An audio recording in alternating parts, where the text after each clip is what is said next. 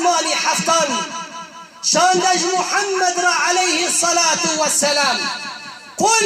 قل يا محمد عليه الصلاة والسلام وربيجة كير لأزواجك وبناتك ونساء المؤمنين وربيجة ببيري خرة بقيزي خرة بنساء الذين آمنوا بلسانهم وقلوبهم إهالة بإيمان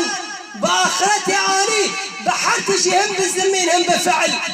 يدنين عليهن من جلابيبهن برأخوا بسترين بوري خواشكرا لكن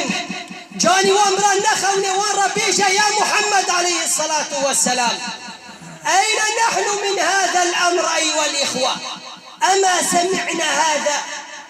أما سمعنا كلام الله؟ قمض أمر النبي جفوق 7 سماوات سل عزماني حفتان خديشان در پیغمبر عليه الصلاة والسلام را. أيها الإخوة أصبح مجتمعنا مرتعا لكل رذيلة لم يبقى لنا من الإسلام إلا اسمه ولم يبقى من القرآن إلا رسمه وللأسف الشديد مجتمع ما حاشك مجتمعك إسلامته به لم يبقى من الإسلام إلا اسمه جي إسلامته بس نفج مرة ما والله ولم يبقى من القرآن إلا رسمه جو قرآن يجي بس شكل أم بمالي خدا علق ذكر وأم فايدة شي بقر انتنا حكمي خدا تعالى وأم جيت أرخنتنا شرا لأنه أم درا كتابة كتن تشتي مرة بوما برد وتشتي أمري خدا تعالى مرة لبوما نكر